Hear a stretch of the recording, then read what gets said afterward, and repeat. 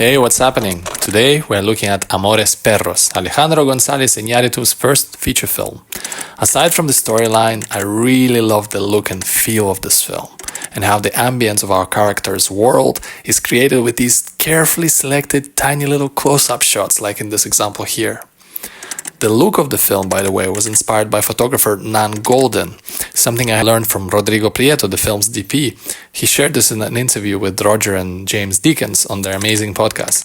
I think that one of the most powerful techniques is the use of strong contrast. Like, look at the scene here. We're in the middle of a violent argument, right? But there's a baby in this scene. This contrast ignites a stronger emotional response.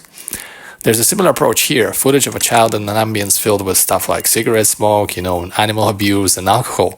That paints a pretty clear picture of the type of place this is. Then there's a comparison of our heroes' lives.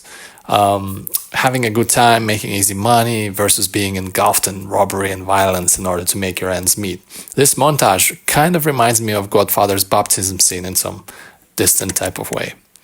Lastly, there's a contrast of calm versus chaos, stillness versus motion, if you will. A peaceful scene at first and then suddenly, boom, total mayhem. The way there's a little bit of time to see the calm before the storm really intensifies the effect. The camera's movement from 0 to 100, along with the sound effects, really makes you jump as you're caught off guard watching the scene, hopefully at home with a decent sound system. Now, look at how the pace and rhythm of editing creates a specific mood within the scene. An underground dogfighting arena right here is rough and violent, but mainly that's thanks to the fast-paced editing that's present within the scene. Here's another example, another argument between three characters, and notice how many cuts are in the top video. The rhythm of the editing essentially transmits the anxiety, the stress that these people are currently feeling in this very moment.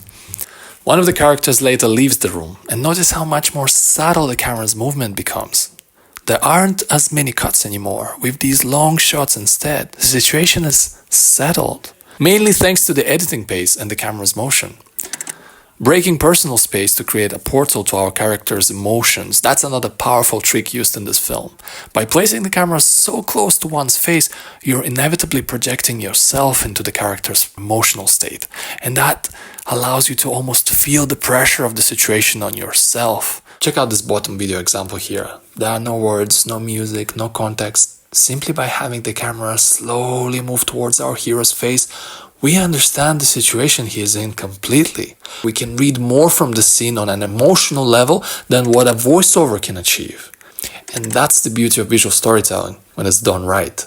Thank you so much for watching. I really hope you enjoyed it. Thanks again, have a good one, and see you next time.